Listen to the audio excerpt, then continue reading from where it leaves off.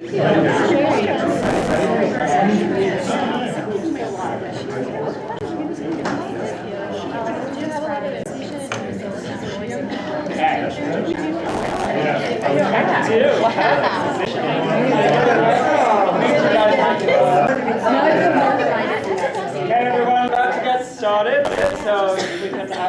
so we will have a live stream of this room, and so as a result, I just want to make sure we don't have too much ambient audio, and so we make sure that those who are joining us online can hear. So, my name is Jack Patterson. I am the Opioid Response Unit with the Colorado Attorney General's Office. Many of you might know me either via email or via faces online, or some of you I got to have gotten to meet in person in the past, so it's so lovely to see so many friendly faces, and some familiar names, and good to put some faces on them. And so what we're here today, and what this session is really going to be looking at, is we have begun a really new structure with the Colorado Opioid Abatement Council, as well as the Regional Opioid Abatement Councils. And so we had 313 governments came together to sign on to a new structure that was really built to give local governments and regions the control of these funds, with a structure that allows for regionalism, collaboration, as well as support from the state in a way that meets the needs of the communities. And so when we look at the MOU, kind of at a very high level, there's 4 shares to the MOU. And so there's a 10% state share, which this funds goes to the Attorney General's Office, which is where my team is funded out. There's a statewide infrastructure share, which is overseen by the statewide Colorado Opioid Abatement Council, in which many regions and local governments have begun applying for funds from that share. The other 80% is at the regional or at the local government control. So with those recent updated allocations, that is now approximately $560 million over the next 16 years through 2038, which will be governed by these regional councils, as well as some local governments that chose to receive funds as well. And so when we look at the MOU and the requirements set for the regions, the MOU is really designed to be flexible and to give regions the ability to figure out what's the best structures and what is the best opportunities for us to invest these funds. And so when we look at the core requirements in the MOU, it's actually relatively and I creates the opportunity for us to develop the structures that meet our communities. And the challenge is we have to create the structures that meet the needs of our communities. And we are all working with councils that did not exist a year and a half or 2 years ago. And we are all in a somewhat similar stage, even at the state council, which also is in a similar stage and similar levels of structure provided to us by the MOU. And so the core requirement when we look at the regions is that they were able to self-compose. We had regions that were brought together by local interests and that were able to bring together the interests of municipality and county level structures.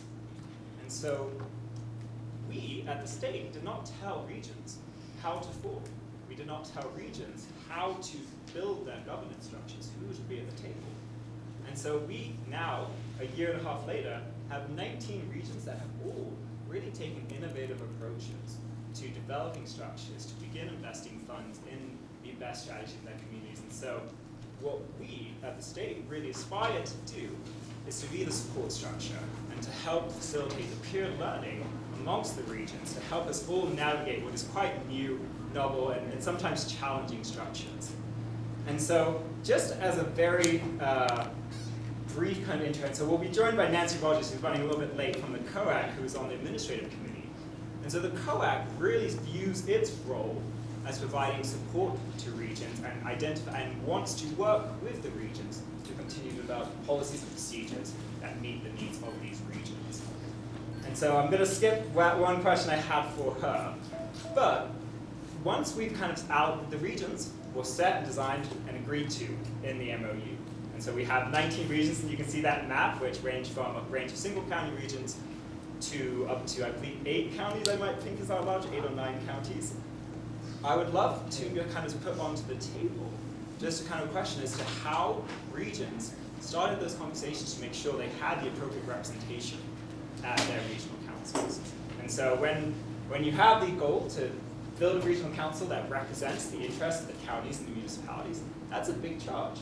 And so, what has been the experience in developing a council and making sure you have the representatives from your regional and local governments? Anyone want to jump in? Otherwise, I will call on names. Jack, this is Scott Weaver. I'd like to ask a question, and I thought about this on my write-up. The AG's office is involved with this right now. As it's going together, we're still putting everything together, we're still collecting the money. At some point, is the AG ever going to hand this off to another state department?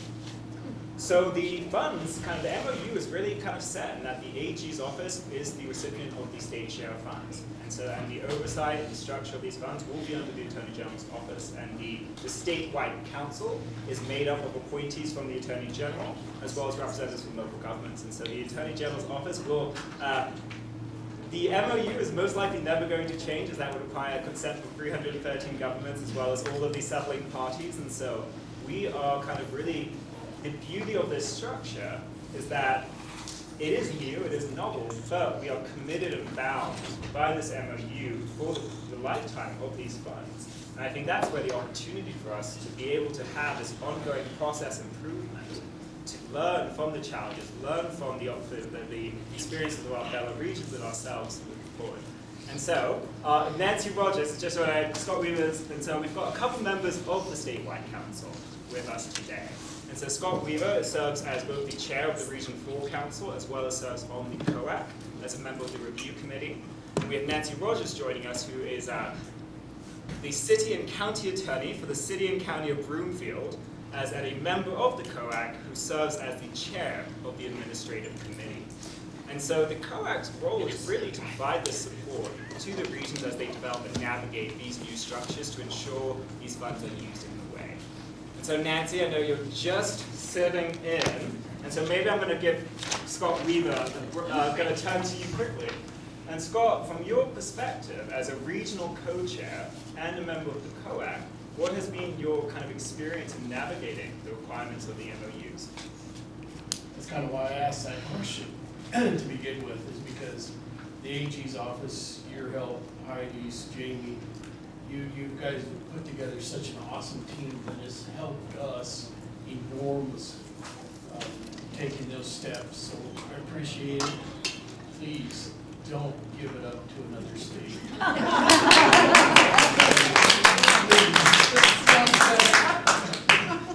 You guys have done awesome.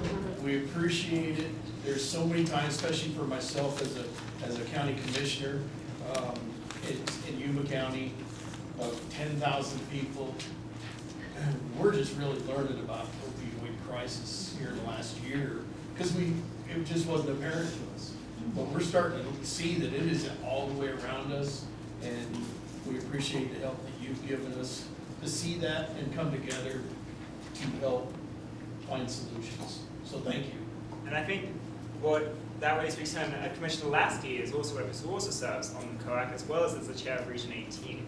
And so I think you'll see that the COAC is really viewing itself as a partner to the regions, and the benefit of us having, I believe, 4 regional co-chairs who also serve on the COAC as the local government representatives.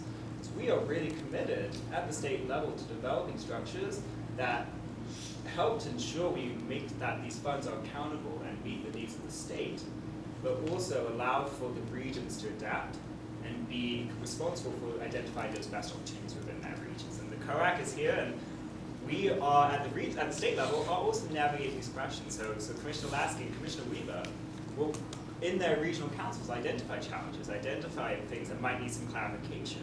And it is our intent. We know we need to go ongoingly improve these processes and find guidance. And so it's a nice way for me to throw it to Nancy as our chair of the COAC's administrative committee. And would love to hear about your experience in kind of navigating the structures of the MOU and in your role in the COAC. Yeah, I need to, though, just echo Commissioner Weaver's statement. We could not be doing this without the partnership of the AG's office and the staff work. And specifically, Jack, Jamie, Heidi.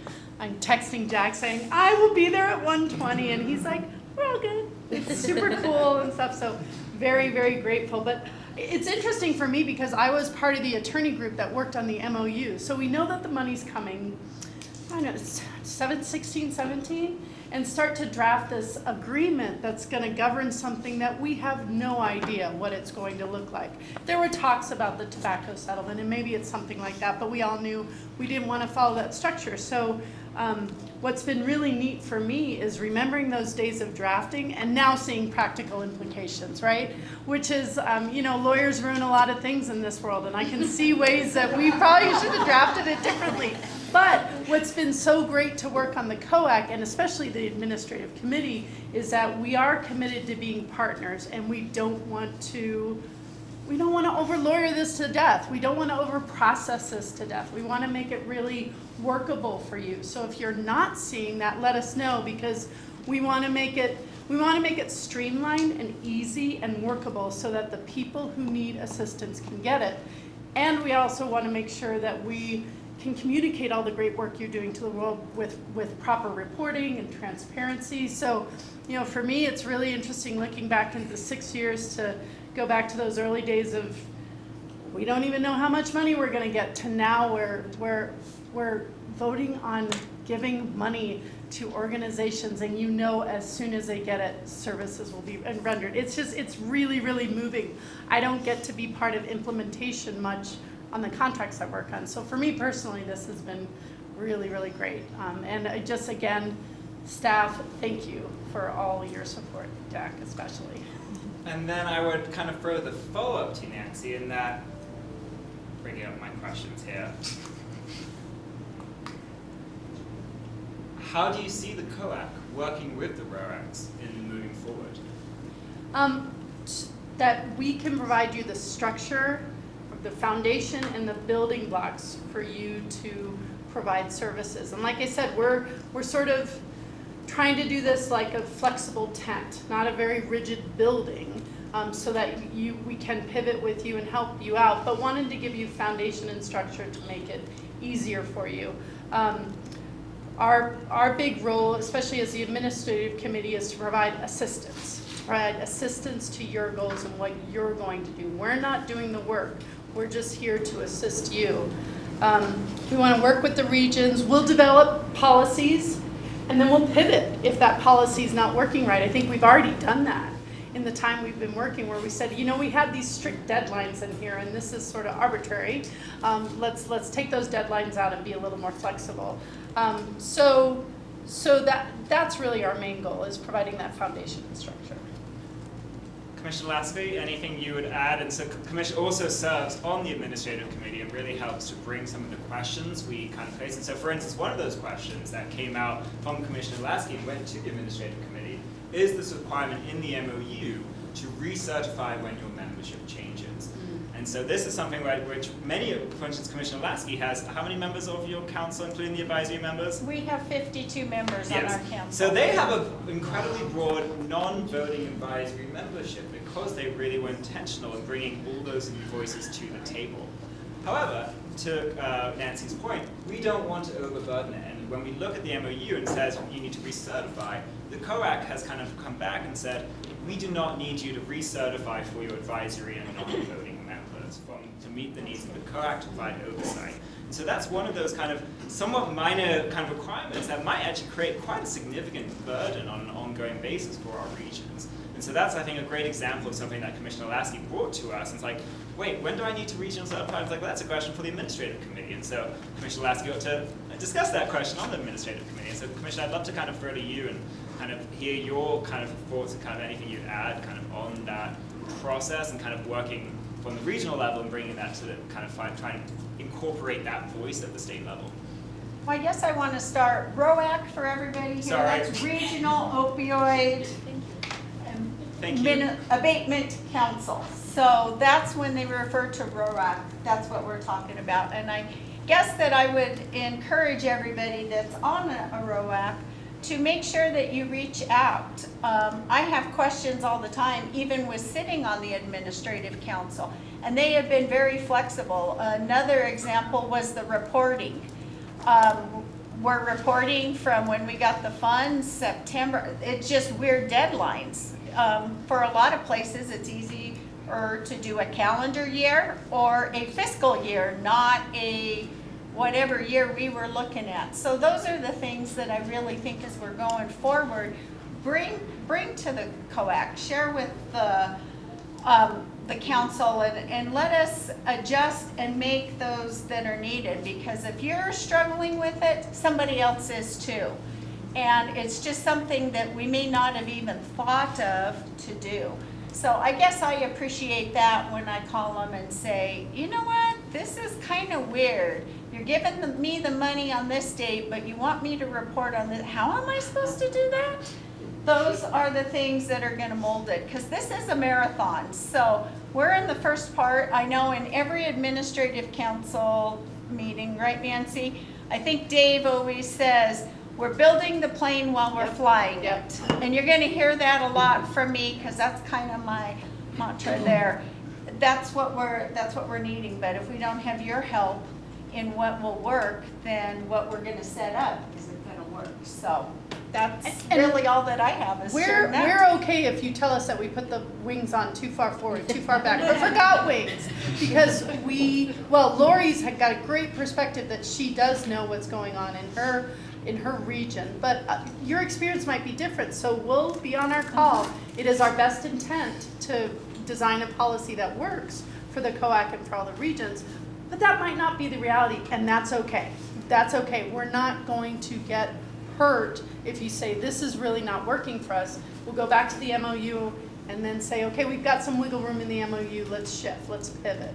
Definitely open that, and hopefully we can have those conversations during the next 3 days too, because we want to make this staffable and workable for you in your regions, for sure. Thank you, guys. It's so lovely to be able to rely on some of the expertise from our COAC members, and so I think that really speaks to the role of the COAC, and I would encourage all of you to continue to reach out to our team, reach out to the COAC, to ask these questions and say, how can we improve this process? Because this isn't just okay, we develop the plan, we set up the council, and then we can close the book in 2 or 3 years. This is an 18-year funding cycle. These funds will be rolling through 2038, and there is no real termination date to which those funds need to be spent by. And so we are looking at a structure in which there is no term date as to when the COAC stops functioning. There is no term date as to when the regional councils will stop functioning. I think we can assume at some point when the funds are expended, but even then there's the ongoing oversight and assurance of these funds. And so we are in a probably over 2 decade, at least, council structure. And so as we are looking at these policies, that is kind of the longevity that we need to be thinking about to ensure that we are developing policies that, yes, meet the critical need we're facing today, but also give us the flexibility and ability to continue to refine and improve these processes to allow us to ensure that these funds continue to be used in the way that's intended. And so that kind of is a nice transition from kind of the COAC side to kind of a more on the regional side. And so from that regional side, right, this kind of basic core structure is the regions got to self-design their governance structures. They got to pick how do we facilitate the appropriate representation. And then from that point, they had to really develop their plans. And then you get to the fun of once you've got the plan, how do we spend those funds? So before we get to the plan, before we even get to the funding expenditures, how do we keep those voices at the table?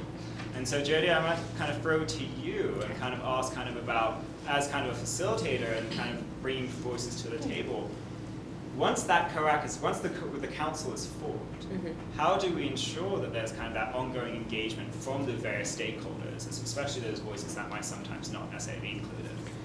Yeah, so I'm Jody Nowicki. I'm with Rocky Mountain Partnership, and we facilitate Region 8, which is Adams County. And what is unique about the model that Adams County has adopted and us as a facilitator is that we serve this function in other areas as well, towards the vision of an economically prosperous region where people are thriving. And so we're kind of applying an existing model to support the Opioid Council, and there's a lot of things that go into that, like community voice and perspective. And honestly and vulnerably, I think this is an area where there's a lot of improvement and more work to be done for it to be authentic in our region, but I know a strong commitment from our council voting members for that voice. And so a couple of things that have maybe been lessons learned from us is that having a very tangible and concrete way for folks to plug in is something we didn't have at the beginning. So we were reaching out and trying to bring people to the table, but we really didn't have a clear ask on what they were going to be doing.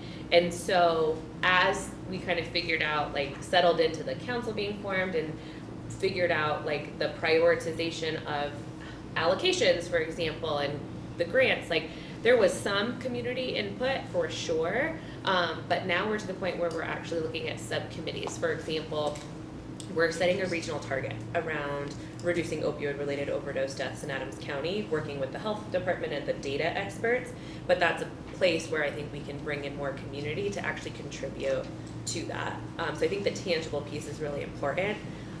Another example of that is we have a tool that we call the key driver, which some people call the spiderweb document. It's literally a visualization that you move from left to right. That's what is your target and what you're working towards, what are the data points that tell you that it's a problem, what are the factors and barriers impacting that, what are the root causes that community members are experiencing, and then what are the strategies that are either being deployed or could be deployed to track that, and what are the key performance indicators you're going to track in real time. Thank you. It's a lot of pieces, but this is, I bring this up because this is our draft for Adams County, and you can see, you can't really read it, but the yellow and blue are factors and barriers that folks are experiencing, and then on the far end is strategies that are being currently funded through the first cycle of funding. You don't see KPIs on here because each grantee actually has their own key driver that digs in deeper. It talks about what those KPIs are that are also visualized on our data dashboard. But this is an opportunity for us to bring in more community members to help build this tool that's going to guide decisions of our council, to say, here's what I'm experiencing, or what my loved ones are experiencing, and to give much more rich qualitative data. This is a tangible ask now that we have of a way to engage folks, and also in setting the target in the first place. The other thing that I'll just add, I guess I have a lot to say about this. The other thing that I would say is that the model that Rocky Mountain Partnership brings to the council is we actually already convene, compensate, and support community members, providing them with the coaching and training that they need to show up in spaces with decision makers that have formal decision-making authority. And so we have a structure by which to do that, and our commitment is compensation. And I know that the funds through this are one way to supplement what we're already doing, but what's something I would add is that we're pretty committed to doing that in a meaningful way. Thank you. I'm gonna jump off because I think, and we will kind of make this available. Jody and Rocky Mountain Partnership have Jeremy shared this, and I think it's such an amazing model to kind of think about when we look at how do we ensure these funds are really tangible and kind of coming back, so we can not just spend those funds but really show to our communities how these funds are making a difference. And so I think on that kind of point of maintaining engagement and having those clear asks, we're now in the second year of our COAC in our region. And so, for instance, we've started having turnover, for instance, in our councils, right? Especially when your voting members are required to be elected officials or employees of local governments, there's a lot of turnover in those roles. And so what has been the experience kind of as we head into the second year of trying, when we've got this kind of structure where we've brought everyone to the table, there was an agreement to a structure, agreement to a plan, how do we ensure that the council maintains that capacity on a moving forward basis? So I'd love to hear if anyone has thoughts kind of as you've gone into the second year and maybe have faced changes in your rosters and your membership, what kind of challenges and maybe if there's been any tools that have been helpful to you in doing that? Anyone want to jump in on this one? Heather, I might throw it to you if you're smiling at me, so. Sure. My name is Heather Otter, and I work with our Regional Economic Development Planning District, which is Region 9 in Southwest Colorado. We have 5 counties, just over 100,000 people across those 5 counties, and 2 federally recognized tribes, Southern Ute and Ute Mountain Ute. My role and my organization's role is a facilitator for our regional council, and that sort of developed organically when I call it pre-SWORD. SWORD is the acronym for Southwest Opioid Response District. Our local governments and some of the providers, basically public and private, came together when there was talk of this money and these settlements coming into play, and really made some decisions as a group before the formal council was created. And so there were a lot of voices from around the region originally, and that was very helpful because they decided on some what we call North Stars, just what do we see as the gaps, and how do we want to move forward with this. So the ultimate decision was to do a feasibility study, and of course, in our world it's like, oh, not another feasibility study. However, this group determined that we needed data, and much of what it was shown on your model there is what we were looking for to back up what people perceived as the gaps. We are now just completed with that feasibility study, so we have not spent any of our funds yet. And to your direct question about the membership on our council, I would say that we've had a really committed group. We have about 27-ish people, and a combination of voting and non-voting, and we've not had much turnover. So more of our turnover has probably been with the advisory members than the actual voting members. We know that will change. And I think one thing that was maybe unique about our setup was that these groups asked that the planning district, the economic development district, be the facilitator for that group for several reasons. One being, I think we were seen as a neutral entity, since we would be dealing with cross jurisdictions, multiple local governments.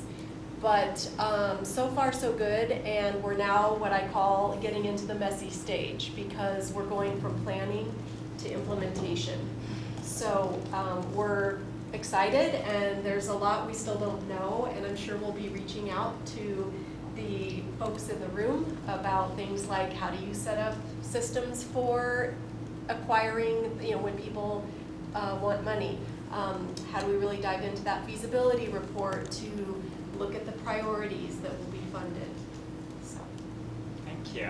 I might throw Commissioner Weaver or Layla, I know from your experience of Region 4, and especially in a more rural region that has quite a lot of different counties and municipalities included within that structure. And I think you guys also had quite a heavier representation of elected officials on your voting council membership, I believe. And so what challenges have you faced, and what ways has that been, have you moved forward in maintaining that council structure? I'm a little old, so it's really hard to hear, but I think I picked up some of it. Great.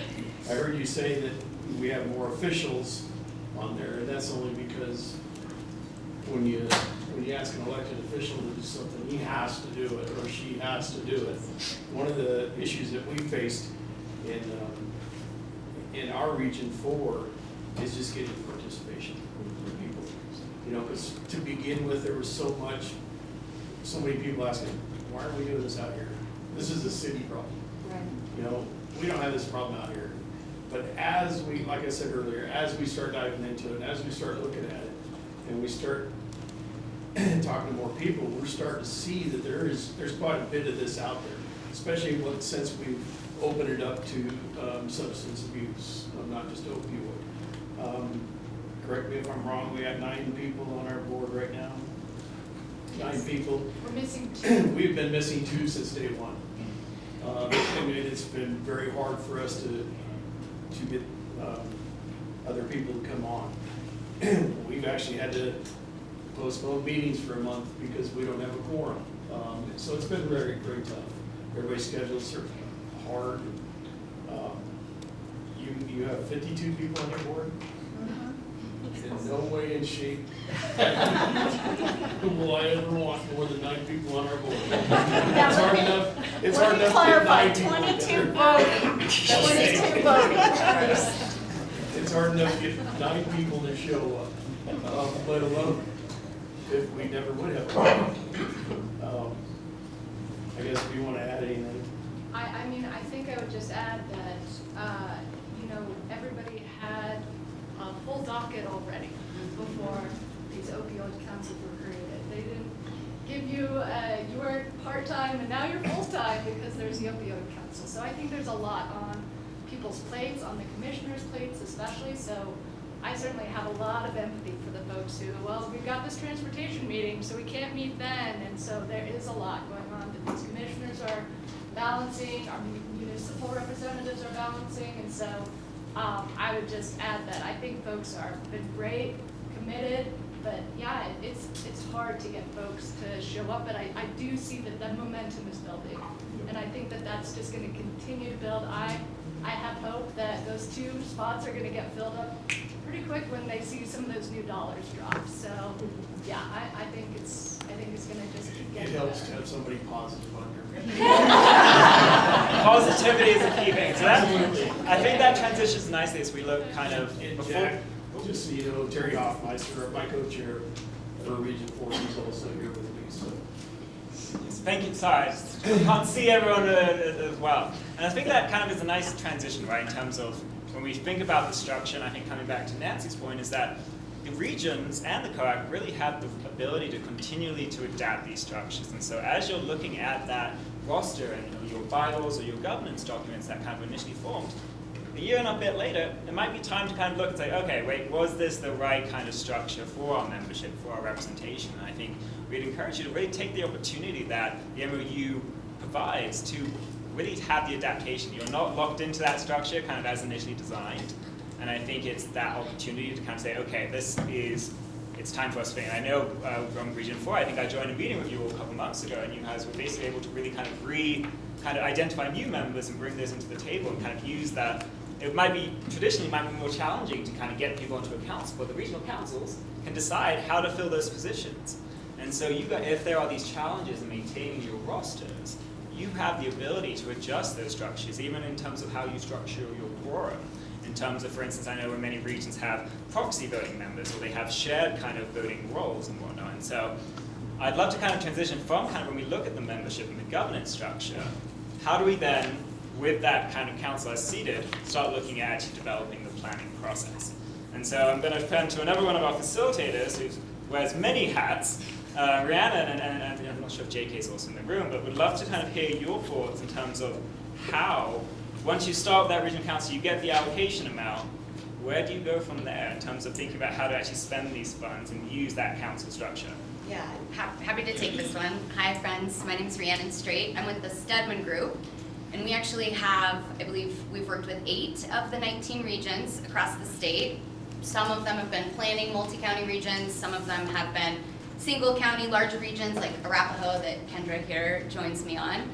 And I think everyone has started to kind of dip their toes into some of the important things that we started to consider off the bat when we really kicked this off. Once we had the council formed and we had the right people in the room, which to your points over there took a very long time to get the right folks in the room, and to other points over here, we have kind of flexible bylaws and IGAs across these regions that allow, in most cases, advisory members to kind of come and go and grow and evolve as the councils do. But once we have that kind of down, there's a lot of education that still has to take place. So there are a lot of folks on these councils who are electeds who care and have passion for this work, but might not understand what harm reduction looks like in practice, or what a recovery community organization is. What is this acronym soup that we live in behavioral health and substance use? So we actually spend a lot of time early on educating the councils on, and by we I say my consulting firm have kind of a substance use expertise.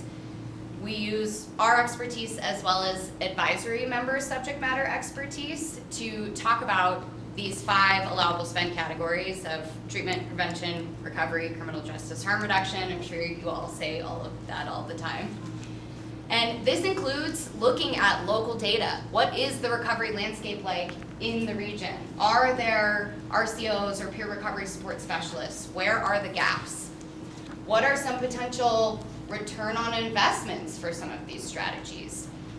What are the actual evidence-based strategies for implementing some of these programs? And we aren't the first to do this. So we turn to, I think it's John Hopkins that has a great report for strategies for effectively combating the opioid epidemics. We pull from a lot of these resources, but we also lean very heavily on the subject matter experts that we have brought to the table in our councils.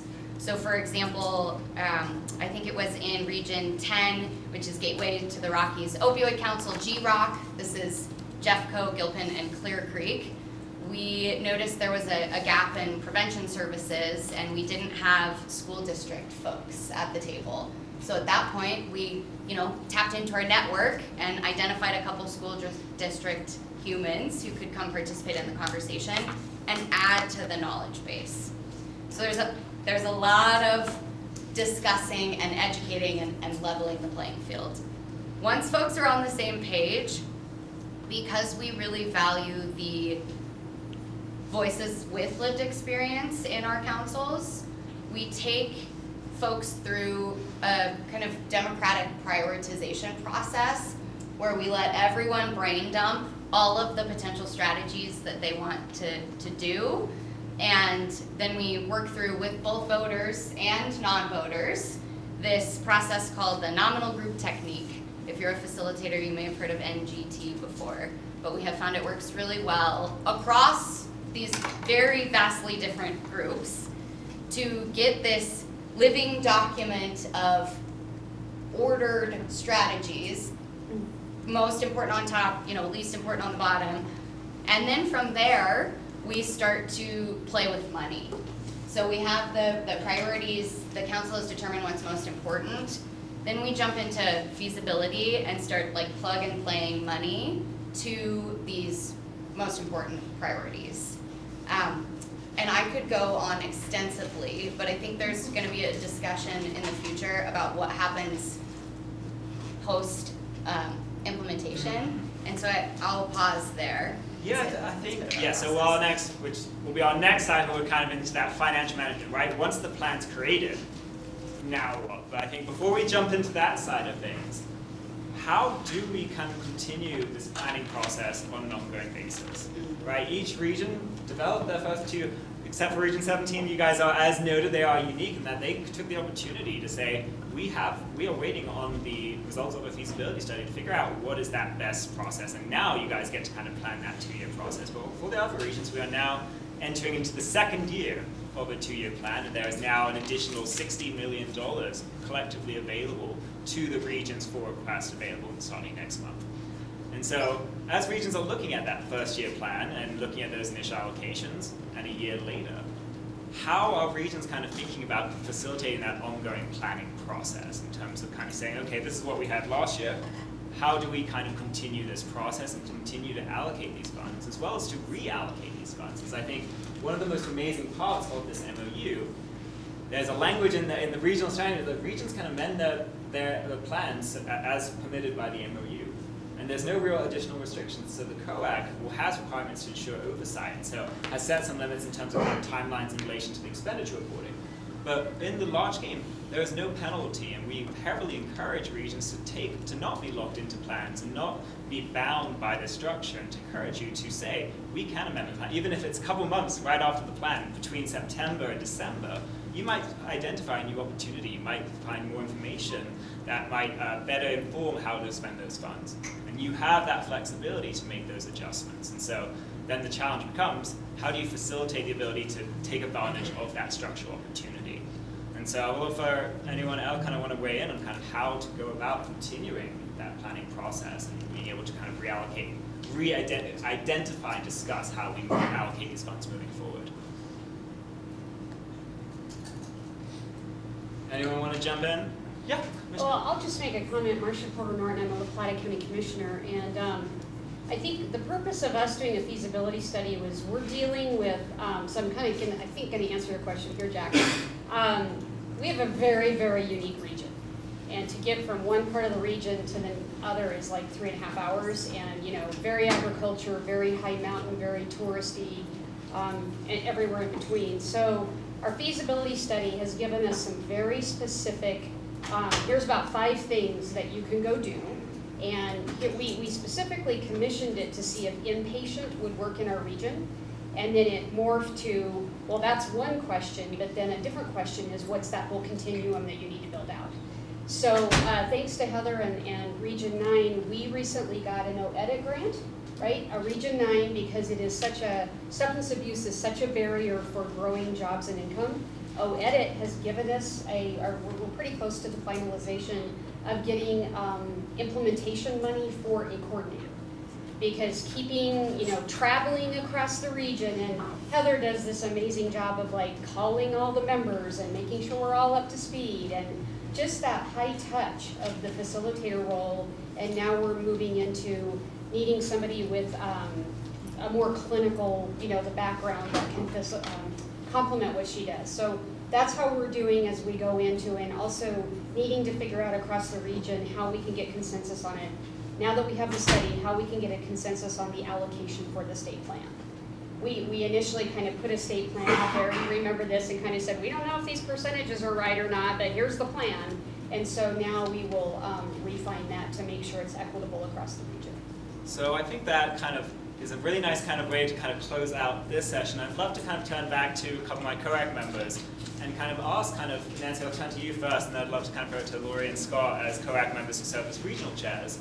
What recommendations do you have for regions as we move forward and enter this next stage of the opioid settlement fund process?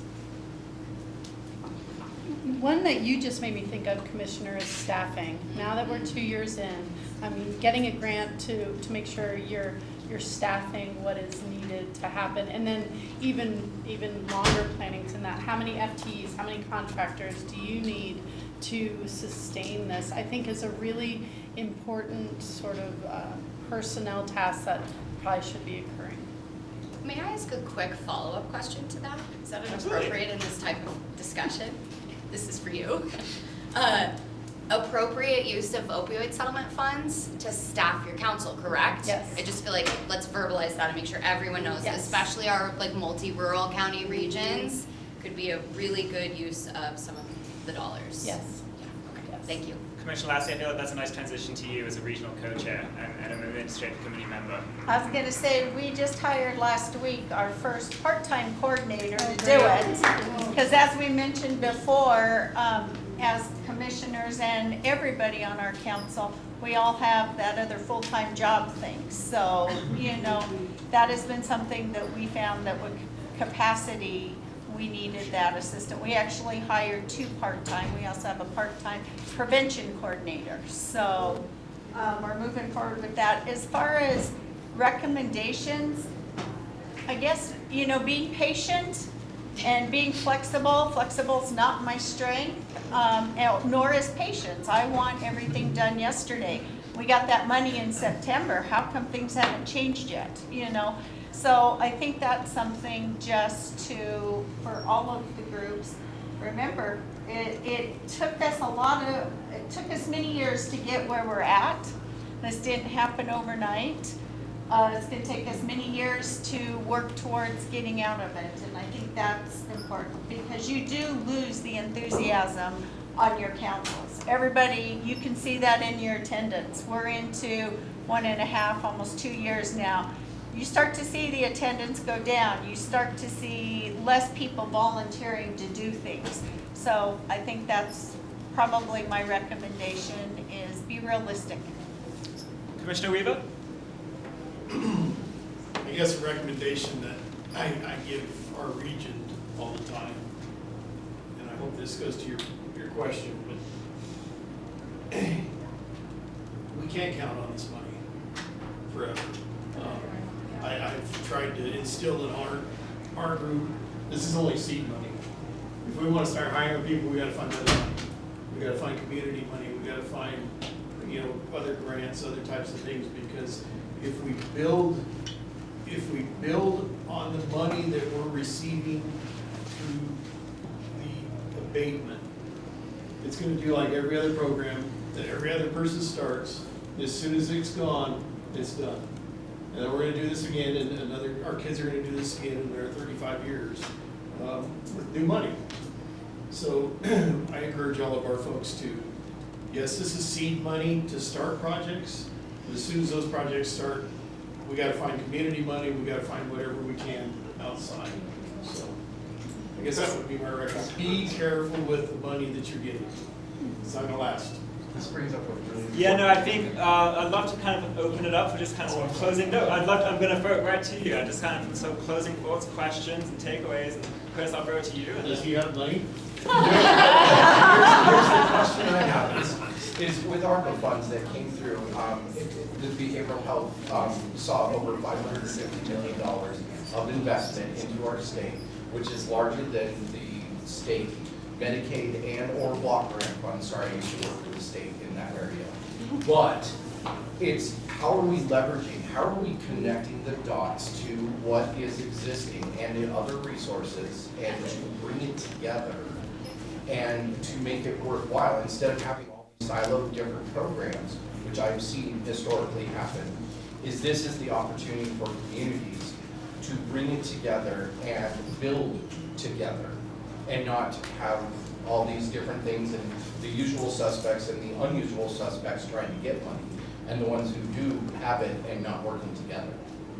So this is an opportunity as I see it. that is, I can't think of a better way to kind of close out and prepare us for the next session of the financial management. And so I'm just going to give, I know we started a couple minutes in, I'm just going to give like everyone a minute or two just to stretch your legs if needed, and then we'll get started in about 2 or 3 minutes, if that's all right. But Chris, that was the absolute perfect.